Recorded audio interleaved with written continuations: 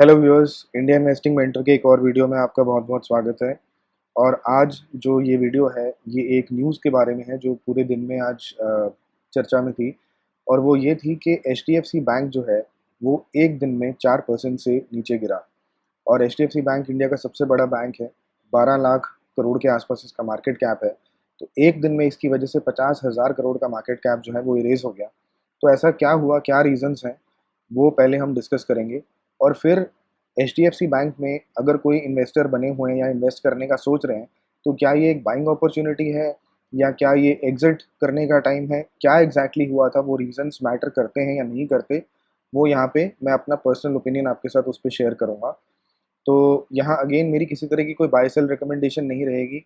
जो मुझे इंटरप्रिटेशन मैंने निकाला, जो आज इवेंट्स हुए हैं जिसकी वजह से ये प्राइस नीचे गिरा, वो जस्टिफाई करते हैं इस प्राइस डिक्रीज को या नहीं, वो मैं आपके साथ अपना पर्सनल ओपिनियन शेयर करूँगा। और एच के साथ और कौन सा मेरा एक और फेवरेट बैंक है उसके बारे में भी एक इन्फॉर्मेशन आपके साथ बीच में या एंड में वीडियो के शेयर करूँगा। तो एंड तक देखिए और यहाँ से हम आगे बढ़ते हैं। तो आज जो बेसिकली न्यूज़ मार्केट में आई, अगर एच बैंक की आप न्यूज़ देखोगे तो वो आर्टिकल्स मैंने खोले हुए हैं, पर आप यहाँ पे पहले ही देख सकते हो कि 4% से उस न्यूज़ की वजह से जो शेयर प्राइस है वो नीचे गिर गया। और यहाँ पे जो मेन न्यूज़ है उसमें बेसिकली हुआ क्या है कि एच और एच बैंक का कुछ पहले मर्जर हुआ था। और उस मर्जर के बाद एच एग्जिस्ट अब नहीं करता है, H D F C bank के अंडर आ गया। तो ये दोनों कंपनीज मिक्स होके एक सिंगल कंपनी बन गई है जिसको एच बैंक कहा जाता है अब।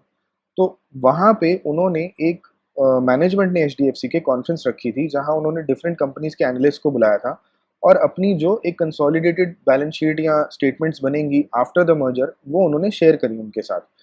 तो उसमें उन्होंने ट्रांसपेरेंटली बताया कहाँ कहाँ उनको लगता है कि जो एन हैं या जो रिटर्न ऑन एसेट्स हैं उसमें कहाँ कहाँ चेंजेस किस तरह से आने वाले हैं। ट्रांसपेरेंटली एच की मैनेजमेंट ने, बैंक की मैनेजमेंट ने शेयर करी है वो सारी इन्फॉर्मेशन। और उसके बाद प्राइमरी हुआ क्या रीज़न कि न्यूमोरा करके एक कंपनी है जिनके एनालिस्ट हैं, उन्होंने एच बैंक को डाउनग्रेड किया। तो एच बैंक हर एनालिस्ट के पास बाय रेटिंग रख रहा था, पर उन्होंने इसको बाय से न्यूट्रल में डाउनग्रेड कर दिया।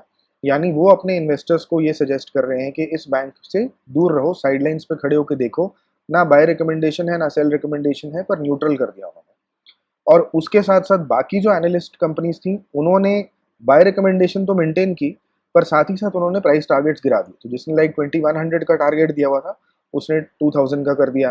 50-100 रुपये से सब कंपनीज ने अपने जो टारगेट्स हैं एच के अगले एक साल में प्राइस वो कहाँ तक देखते हैं पहुँचते हुए, उसको उन्होंने गिरा दिया।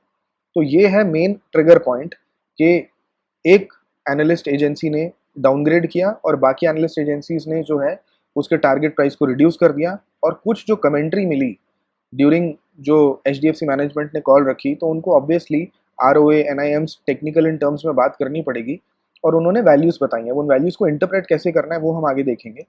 तो यहाँ पे मैं इस आर्टिकल को खोल लेता हूँ। ये वाला आर्टिकल मैं इसलिए यूज़ कर रहा हूँ और कोई रीज़न नहीं है, इन्होंने थोड़ा पॉइंट्स की फॉर्म में जो है ना क्लियरली लिखा हुआ है 4 पॉइंट्स। तो ये 4-5 पॉइंट्स को हम देखेंगे। तो सबसे पहली चीज़, मेन पॉइंट तो मैंने आपको बता दिया कि एक एनालिस्ट ने इसको डाउनग्रेड किया है। अब इसके बाद आता हूँ मैं दूसरे पॉइंट पे, इन चारों को बाद में देख लूँगा मैं, ये टेक्निकल पॉइंट्स हैं। सेकंड जो मेन पॉइंट मैं बताना चाह रहा हूँ कि यहाँ पे मेरे हिसाब से क्या रीज़न है कि 4% गिरा। इस न्यूज़ पे ये 1% भी गिर सकता था बैंक, पर 4% क्यों गिरा? उसका प्राइमरी रीज़न है कि ये बैंक की जो स्टॉक प्राइस है उसने पिछले 2-2.5 साल से कुछ नहीं किया है। ये अगर आप देखोगे ना 2-2.5 साल से इसी प्राइस रेंज में घूमे जा रही है। यानी अगर हम एच बैंक का जाके चार्ट देखते हैं और इसको मैं 5 ईयर चार्ट देखता हूँ, तो अब यहाँ पे देखो कि ये अराउंड अभी कहाँ है, 1500 समथिंग लेवल पे है ना। तो ये 1500 कुछ का लेवल इसमें मार्च 2021 में भी था। 21, 22, फिर 23, अभी 2-2.5 साल तकरीबन हो चुके हैं। सितंबर में हम आ चुके हैं और शेयर प्राइस कहीं भी नहीं जा रही, वहीं की वहीं बैठी है। तो होता क्या है ना कि लोग इम्पेशेंट हो जाते हैं, जिन्होंने यहाँ इन्वेस्ट कर रखा है स्पेशली रिटेल साइड पे, वो लोग जो है इम्पेशेंट हो जाते हैं कि 2 साल से 2.5 साल से हमारी इन्वेस्टमेंट कोई खास रिटर्न दे नहीं रही। अब एक जब न्यूज़ आइटम ऐसी आ जाती है जो ये दिखाती है कि अगले 9 महीने साल में एक पॉजिटिव नहीं बल्कि नेगेटिव न्यूज़ है कंपनी को लेके, तो वो पेशेंस हो जाता है लोगों का ख़त्म। वो हो जाता है बिल्कुल ज़ीरो और वो यहाँ पे एग्जिट करने लग जाते हैं। तो ट्रिगर कहाँ से स्टार्ट हुआ सुबह कि इसको डाउनग्रेड किया गया। उसको फॉलो अप किसने किया कि बाकी एनालिस्ट ने भी फॉलो करके, जिसको हर्ड मेंटालिटी कहते हैं, इसकी टारगेट प्राइस को थोड़ा सा नीचे गिरा दिया। और तीसरा, जिन्होंने देखा कि 4% शेयर प्राइस गिर भी गई और हमारे 2 साल में 2.5 साल में कोई रिटर्न्स नहीं बने और आउटलुक भी जो एनालिस्ट हैं उन्होंने नेगेटिव कर दी, उन्होंने भी बेचना शुरू कर दिया होगा। तो वहां पे क्या होगा, ये स्नोबॉल इफेक्ट बन गया ना, कि एक ट्रिगर आया, उससे दूसरा ट्रिगर बना, उससे तीसरा ट्रिगर बना, और फाइनली जब कोई स्टॉक 4% एक दिन में टूटेगा, वो भी एचडीएफसी बैंक जैसा, तो लास्ट में जो सेलिंग होगी वो होगी पैनिक सेलिंग। क्योंकि जो लोग पूरी न्यूज़ को समझ नहीं पाए, पूरे इवेंट को समझ नहीं पाए, वो क्या करेंगे, वो उसके देखेंगे भाई शेयर प्राइस शायद ये बिल्कुल ही जो है ना 10-15% टूट जाएगा, इसलिए यहाँ से बेच के निकलो, अभी कम से कम नुकसान में नहीं है, नुकसान ना हो जाए उससे पहले बाहर निकल जाओ। तो ये सेकंड मेरे हिसाब से रीज़न है साइकोलॉजिकली कि इस शेयर ने कुछ भी इसकी स्टॉक प्राइस में नहीं किया है, और लोग बड़े इम्पेशेंटली वेट करें। जो 2.5 साल से होल्ड करके बैठा है ना, वो जिन्होंने भी इन प्राइसेस पे इकट्ठा करके रखा हुआ है, क्योंकि हर बंदा एक ही चीज़ आके कहता है HDFC bank is a very good bank, जो एक फैक्ट भी है, पर इसकी शेयर प्राइस ऊपर नहीं जा रही। तो अब पेशेंस लोगों की एज पे है, और वो पेशेंस को जब दिखेगा कि एक तो 4% का फॉल आ रहा है, और उसके बाद जो आउटलुक दी जा रही है अगले 9 महीने साल भर के लिए वो भी नेगेटिव है, पॉजिटिव नहीं दी जा रही, तो फिर वो पेशेंस हो जाती है जीरो कि अब भाई 2.5 साल से कोई रिटर्न नहीं, 3.5 साल 4 साल हमें बिना रिटर्न के होल्ड इसको नहीं करना है। तो वहाँ पे लोग एग्जिट करना शुरू करते हैं, उस एग्जिट से और सेलिंग प्रेशर आता है, जिस वजह से प्राइस और नीचे गिरती है। तो ये मेन चीज़ है। अब टेक्निकली हम जाके देखते हैं कि ये जो एनालिस्ट ने इसको डाउनग्रेड किया, उसमें पॉइंट्स क्या थे, उन्होंने क्या क्या फैक्टर्स को देखा, क्या ऐसा कॉन्फ्रेंस कॉल में डिस्कस कर दिया एचडीएफसी की मैनेजमेंट ने कि उनको लगा कि इसकी जो आउटलुक है बैंक की वो नेगेटिव बन जाती है। तो यहाँ पे हम पहली चीज़ देखते हैं कि उन्होंने लिखा है कि नेट वर्थ जो है वो तकरीबन 4% से रिड्यूस हो जाएगी। तो न्यूमोरा ने ये बेसिकली मेंशन किया है कि एचडीएफसी बैंक की जो नेटवर्थ है, यानी नेटवर्थ बैंक की कैसे है, जो बुक वैल्यू होती है, ये 4% यानी तकरीबन 23-24 रुपए से ये नीचे आ जाएगी। अब वो नीचे क्यों आ रही है, उसको अभी उन्होंने रीज़न दिया कि पहले एचडीएफसी बैंक जो है और एचडीएफसी दो अलग कंपनीज थी, राइट। तो एचडीएफसी बैंक, अब जब बैंक होता है तो उसको आरबीआई के गाइडलाइंस फॉलो करने होते हैं, उनको रिजर्व्स बनाने पड़ते हैं, राइट। हर चीज़ को वो अपनी इक्विटी नहीं दिखा सकते ना, क्योंकि उनको रिजर्व्स बनाने पड़ते हैं। अब क्योंकि एचडीएफसी जो थी वो पहले रिजर्व्स नहीं बना रही थी, तो यानी जब उनको इंटरनेशनल अकाउंटिंग स्टैंडर्ड्स के हिसाब से एचडीएफसी के एसेट्स को भी सारा एचडीएफसी बैंक के अंडर दिखाया जाएगा, तो वहाँ पे आपको कुछ ना कुछ अकाउंटिंग एंट्रीज इस हिसाब से बनानी पड़ती है जहाँ आपकी कुछ पोर्शन ऑफ इक्विटी जो है वो रीयूटिलाइज यानी रीपर्पस कर दी जाएगी एज रिजर्व्स। मैं एक एग्जांपल बता रहा हूँ कि जो आप आज तक दिखा रहे थे कि ये शेयर होल्डर्स की पैसा है, उस पैसे को बस अब आपने रिजर्व में दिखा दिया। तो आज आके अगर आप यहाँ पे क्लियरली पढ़ो, उन्होंने क्या लिखा है, एडजस्टमेंट्स हैव अ -4% इम्पैक्ट। आप खुद सोचो एडजस्टमेंट क्या होता है, जो अकाउंटिंग थोड़ी भी समझता है वो एडजस्टमेंट जो होता है सिर्फ एक अकाउंटिंग एंट्री होती है।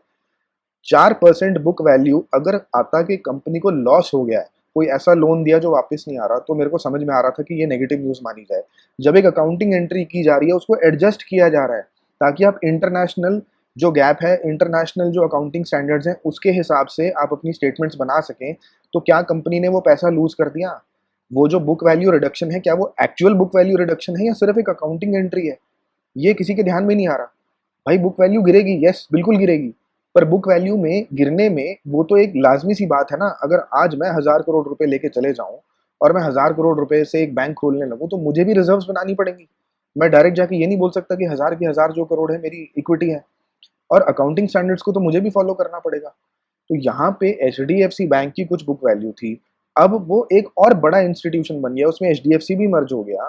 तो वहाँ पे बुक वैल्यू का जो रिडक्शन है, ये कोई ऐसा नहीं हुआ कि एचडीएफसी या एचडीएफसी बैंक या ये जो कंबाइंड एंटिटी है इन्होंने कोई लॉस इनकर किया है। अगर लॉस हो जाए, कोई लोन बैड डेट में चला जाए, आपका वापस नहीं आ रहा, तो मैं समझ सकता हूँ, पर यहाँ पे ऐसा कोई लॉस नहीं है, ये मोस्टली एक अकाउंटिंग एंट्री है, ये मेरी समझ है। तो पहला पॉइंट यहाँ पे हमें क्लियर हो गया कि एक्चुअली बैंक ने कोई लॉसेस इनकर नहीं किए। अब चलते हैं दूसरे पॉइंट की तरफ। यहाँ पे बोला जा रहा है एनआईएम जो है वो कट कर दिए जाएंगे। एनआईएम जिसको नहीं पता, वो नेट इंटरेस्ट मार्जिन होता है कि बैंक ने एक रेट पे पैसा बोरो किया और एक रेट पे उन्होंने लेंड किया, जो इन दोनों का डिफरेंस होता है उसको एनआईएम कहा जाता है, नेट इंटरेस्ट मार्जिन, जो बैंक की कमाई होती है। अब एनआईएम एक परसेंटेज होती है कि 2%, 3%, 4%। अब ये कहा जा रहा है कि एनआईएम जो है इनका 15 से 20 बेसिस पॉइंट्स घट जाएगा। और ये क्यों घट जाएगा? क्योंकि यहाँ पे बोला जा रहा है कि बैंक के पास अब एक्सेस लिक्विडिटी हो गई। एक्सेस लिक्विडिटी का मतलब क्या है कि एचडीएफसी का जो पैसा था वो एचडीएफसी बैंक के पास आ गया, ये पैसा अब आगे लोन में देना है ना इनको। तो जब एक्सेस लिक्विडिटी क्रिएट होती है, तो आप जब तक उस पैसे को लोन पे नहीं दोगे, उस पे आपकी कमाई नहीं हो रही, तो वहाँ पे आपके एनआईएम गिर जाते हैं। पर ये खराब बात है कि अच्छी बात है? आप सोचो, अगर बैंक के पास एक्सेस लिक्विडिटी है, तो वो आज एक्सेस लिक्विडिटी है ना, over a period of time जब इनके पास पैसा पड़ा है, तो वो रख के उसको बैठे तो रहेंगे नहीं, वो आगे उसको लोन में देंगे। तो आज एनआईएम आपको अगले 3 महीने, 6 महीने, 9 महीने दिखेगा कि कम हो गया, क्योंकि परसेंटेज कम हो गई। आप सीधा समझो, अगर मैं आपको बोलूँ नेट इंटरेस्ट मार्जिन 4% था, पर आपकी लोन बुक का साइज 100 रुपये था, तो आप कितना कमा रहे थे? 4% ऑफ 100 रुपये, यानी आपकी 4 रुपये की कमाई थी। अगर मैं आपको ये बोलूँ, अब आपकी लोन बुक 200 रुपये की होगी, आपके पास 200 रुपये कैश है जो आप लोन में दे सकते हो, पर एनआईएम आपका 3% रह गया। तो एनआईएम 3% रह गया, पर कमाई तो 6 रुपये हो गई ना। तो कमाई तो 4 से 6 रुपये बढ़ रही है। परसेंटेज को देखना जरूरी है कि एक्चुअल कमाई को देखना जरूरी है?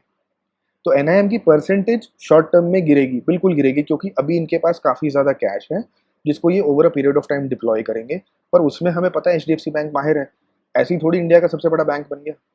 तो यहाँ पे ये भी अगेन जो फैक्टर दिखाया जा रहा है कि एनआईएम गिरने वाला है, एनआईएम गिरता है और आपकी लोन बुक उतने ही साइज की रहती है, तब मैं समझ सकता हूँ कि वो प्रॉब्लम है।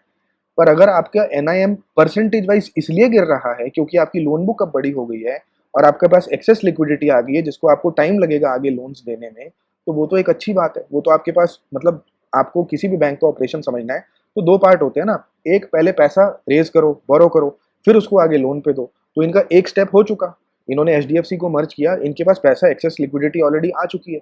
अब ये धीरे धीरे उस एक्सेस लिक्विडिटी को आगे डिलीवर करेंगे, आगे लोन देंगे, डिस्पर्स करेंगे। तो वो एक स्टेप इनका हो चुका। दूसरा स्टेप करने में मैनेजमेंट खुद ही कह रही है कि हमें 6 से 9 महीने लगेंगे, उतनी देर एनआईएम नीचे रहेगा। तो एनआईएम को तो एक परसेंटेज है ना, परसेंटेज को क्यों देख रहे हो? आप टोटल अमाउंट को देखो कि टोटल अमाउंट अगर बढ़ गया और परसेंटेज कम भी हो गई, तो नेट जो उसमें प्रॉफिट आएगा वो तो बढ़ ही गया है। तो अगेन ये पॉइंट भी कोई सिग्निफिकेंट पॉइंट नहीं लग रहा जिसकी वजह से कोई नेगेटिव आउटलुक इस बैंक की तरफ होनी चाहिए।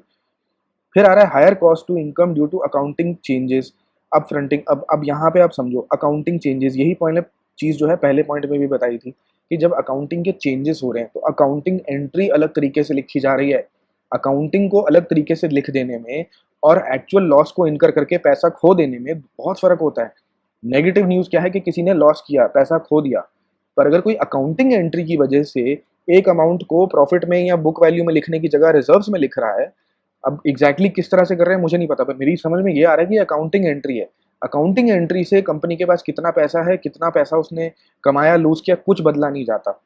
हाँ, उसका ट्रीटमेंट चेंज हो जाता है कि आप अपना बुक वैल्यू कम ज़्यादा दिखा रहे हो, प्रॉफिट कम ज़्यादा दिखा रहे हो। पर यहाँ पे ये थोड़ी है कि अकाउंटिंग जो उनकी एंट्री है उसकी वजह से कंपनी ने कोई पैसा लूज कर दिया। ना एचडीएफसी ने कोई नुकसान किया, ना एचडीएफसी बैंक ने कोई नुकसान किया, ना इनकी कंबाइंड एंटिटी ने कोई नुकसान किया। तो इसको नेगेटिव न्यूज़ क्यों माना जा रहा है, मेरी समझ से बाहर है। और इसके बाद जो आ रहा है शार्प अपटिक इन एनपीए इन एचडीएफसी कॉर्पोरेट लोन बुक। अब यहाँ पे क्या है कि एचडीएफसी जो है एंटिटी, ये ज़्यादातर हाउसिंग लोन देते हैं, इसमें कह रहे हैं कि एनपीए बढ़ गए हैं। तो इसमें दो पॉइंट समझने के हैं। पहला कि आपके लोन्स दो तरह के होते हैं, सिक्योर्ड और अनसिक्योर्ड।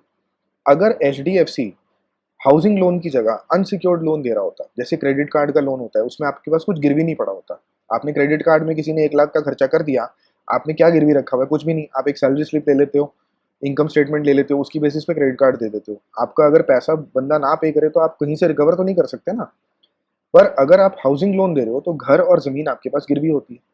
तो एचडीएफसी का अगर एनपीए बढ़ भी गया है, तो एनपीए का मतलब क्या है? उनके पास इंस्टॉलमेंट आनी बंद हो गई। क्या वो पैसा डूब गया? एनपीए और पैसा डूबना बहुत अलग अलग चीज़ें हैं भाई। एनपीए का मतलब है इंस्टॉलमेंट आनी बंद हो गई, 90 दिन तक इंस्टॉलमेंट नहीं आई, उसके बारे में कोई इन्फॉर्मेशन नहीं है आपके पास, आपको गाइडलाइंस के मुताबिक उसको एनपीए डिक्लेयर करना पड़ता है। पर अगर 10-15 दिन बाद, 20 दिन बाद किसी ने इंस्टॉलमेंट लेट कर दी, वो इंस्टॉलमेंट आपको आ गई, तो एनपीए से निकल भी जाएगा ना वो। प्लस जब आपने सिक्योर्ड लोन दे रखा है जिसमें आपने घर, ज़मीन गिरवी रखी हुई है, तो आपके पास रिकवर करने के और भी चांसेस है। आपका पूरा पैसा तो डूब ही नहीं सकता, क्योंकि अगर आपने कभी भी होम लोन के लिए अप्लाई किया है तो पहले बैंक आपको बोलेगा 20-25% पैसे तुम अपने डालो। अगर आप 1 करोड़ का लोन लेने जाओगे तो 25 लाख आपको, तकरीबन 20-25 लाख आपको अपने डालने पड़ते हैं। तो बैंक आपको 75 लाख का लोन देगा, पर पूरे 1 करोड़ की प्रॉपर्टी पे वो कब्जा अपना गिरवी रख लेगा अपने पास। तो अब 1 करोड़ की प्रॉपर्टी को बेच के, लैंड प्लस घर को बेच के, क्या बैंक अपना 75 लैक्स भी रिकवर नहीं कर पाएगा? क्या हाउसिंग मार्केट क्रैश कर गई है कि सबकी घरों की कीमतें, लैंड की कीमतें जीरो पे चली गई? ऐसा नहीं है। तो एनपीए को लॉस मानना और उसको इस तरह से ट्रीट करना कि नेगेटिव न्यूज़ है, हाँ एनपीए बढ़ना गड़बड़ है, क्योंकि बढ़ना नहीं चाहिए आइडियली। पर यहाँ पे एक चीज़ ये भी बोली जा रही है कि एचडीएफसी बैंक अपने आप में जब लोन देता है तो उनके जो रूल्स एंड रेगुलेशंस जो वो इंटरनली फॉलो करते हैं, वो बहुत स्ट्रिक्ट गाइडलाइंस फॉलो करते हैं। यानी हल्का सा भी चांस अगर हुआ कि पैसा वापस नहीं आएगा, वो उसको एनपीए डिक्लेयर कर देते हैं। वेराज एचडीएफसी में उतना स्ट्रिंजेंट नहीं था। तो अभी क्योंकि एचडीएफसी और एचडीएफसी बैंक एक हो चुके हैं, तो जो एचडीएफसी का स्टैंडर्ड था वही एचडीएफसी बैंक का जो स्टैंडर्ड था, मेरा मतलब वही एचडीएफसी पे भी अप्लाई होगा। तो उन्होंने जैसे ही एचडीएफसी की बुक्स को टेक ओवर किया है, उन्होंने बोला है कि ये कुछ लोन्स जहां पे एचडीएफसी को नहीं लगता था कि ये रिस्की लोन्स हैं, पर एचडीएफसी बैंक के रूल्स के हिसाब से उनको लग रहा है ये रिस्की लोन्स हैं, उनके लिए वो एडिशनल रिजर्व्स बना रहे हैं। जब एडिशनल रिजर्व्स बनाएंगे तो ऑब्वियसली उससे पहले एनपीए बढ़ेगा, तभी उसके अगेंस्ट रिजर्व्स बनेंगे ना। तो एनपीए यहाँ पे बढ़ रहा है, पर दो रीजन उसके बढ़ने के, जो मैंने कहा 2 पॉइंट समझने कि पहला, क्योंकि इनकी गाइडलाइन ज्यादा स्ट्रांग है, और दूसरा, एनपीए का मतलब लॉस नहीं होता। एनपीए एनपीए होता है, एनपीए को आपने एनपीए की तरह ट्रीट करना है, और अगर वो सिक्योर्ड लोन्स हैं जो मोस्टली एचडीएफसी के रहते हैं, तो वहां पे आपका पैसा रिकवर हो जाएगा। रिकवर होने में टाइम लग सकता है, पर ये नहीं होगा कि पैसा रिकवर नहीं होगा, राइट। तो यहाँ पे आपके पास जो है ये अगर मैं इस पॉइंट को भी कंसिडर करूँ, कोई मेजर नेगेटिव न्यूज़ मुझे यहाँ पे दिखाई नहीं देती। इसके अलावा बाकी की जो न्यूज़ है वो भी यही है कि आरओए जो है वो रिड्यूस हो जाएगा। अब आरओए क्या होता है? रिटर्न ऑन एसेट्स होता है ना। अब ये तो सीधी सी बात है, हमने पहले ही बोल दिया कि इस बैंक के पास एक्सेस लिक्विडिटी आ रही है, यानी एक्सेस पैसा आ रहा है, एक्सेस एसेट्स आ रही हैं, जिसको इनको आगे लोन करने में टाइम लगेगा। यानी कुछ देर वो पैसा इनकी बुक्स में पड़ा रहेगा जो कोई कमाई नहीं करके लाएगा। तो एसेट्स आपकी बढ़ गई, कमाई आपकी उतनी की उतनी है, तो आरओए की परसेंटेज गिर जाएगी ना। ये तो एक नॉर्मल सी मैथमेटिकल कैलकुलेशन है। इसको नेगेटिव न्यूज़ क्यों माना जा रहा है, मेरी समझ से बाहर है। तो यहाँ पे जो भी मेरे को दिखाई दे रहा है, जो कि मेरी पर्सनल इंटरप्रिटेशन है, वो सारा का सारा दोनों जो एचडीएफसी और एचडीएफसी बैंक को मर्ज किया गया है, उसकी जो अकाउंटिंग एंट्रीज हैं, उसकी वजह से ये सारा कुछ हो रहा है। और लॉन्ग रन में ये सब चीज़ें सस्टेन नहीं रहेंगी। लॉन्ग रन में एनआईएम्स भी आपके नॉर्मलाइज हो जाएंगे, आरओए भी आपका नॉर्मलाइज हो जाएगा, और बाकी के जो पैरामीटर्स हैं वो भी जो एचडीएफसी बैंक के थे नॉर्मलाइज हो जाएंगे। एचडीएफसी बैंक का जो मैनेज करने का तरीका है, जो उनका तरीका काम करने का है, वो वैसे ही रहने वाला है। तो वो एचडीएफसी की एसेट्स को भी उसी तरह से मैनेज करेंगे। और दूसरा जो ये चीज़ कही जा रही है, अभी देखो सारी नेगेटिव न्यूज़ आ गई, पर किसी ने भी ये बात करी कि एचडीएफसी बैंक और एचडीएफसी का जो एक सिनर्जी आएगी, यानी एचडीएफसी वाले एक तरह के लोन्स दे रहे थे, अब कोई होम लोन के लिए जाएगा, वो वहीं पे उसको अपने डिपार्टमेंट के पास, दूसरे डिपार्टमेंट के पास भेज सकते हैं कि आपको क्रेडिट कार्ड भी चाहिए क्या, आपको बैंक अकाउंट भी चाहिए क्या, आपको सेविंग्स अकाउंट भी चाहिए क्या, आपको करंट अकाउंट भी चाहिए क्या। तो यहाँ क्रॉस सेलिंग होने वाली है। तो वहाँ बेनिफिट्स के बारे में कोई बात नहीं कर रहा। नेगेटिव न्यूज़ जितनी भी मैंने अंडरस्टैंड की, जो मेरी समझ में आई, ये मोस्टली अकाउंटिंग एंट्रीज लग रही हैं। और जैसे मैंने पहले बताया ना कि मार्केट का एक ओवर रिएक्शन, स्नोबॉल इफेक्ट कैसे क्रिएट होता है, वो यहाँ पे क्रिएट हुआ है। और मेजर यहाँ पे इसलिए क्रिएट हुआ है क्योंकि स्टॉक ने पिछले 2.5-3 साल में कुछ नहीं किया, प्राइस वहीं का वहीं है। तो जिनको पूरा इनडेप्थ जाके नहीं समझना है, और जो पेशेंस लूज करके बैठे हैं ना, कि वो बस वो एज पे थे कि बस अब ये रॉकेट की तरह ऊपर बढ़ ले, नहीं तो हमारी पेशेंस खत्म हो रही है, उनको जैसे ही दिखा कि अगले अब 6 महीने, 9 महीने, साल भर के लिए भी एक नेगेटिव आउटलुक आ रही है, उन्होंने भी वहाँ पे एग्जिट किया है। तो वहाँ से सारा सेलिंग प्रेशर क्रिएट होता है, और एंड में फिर जो पैनिक सेलिंग होती है, उस वजह से ये 4% एक दिन में नीचे गिर गया है। तो सच में बैंक के साथ कोई बहुत बड़ी गड़बड़ दिख रही है, ऐसा नहीं है।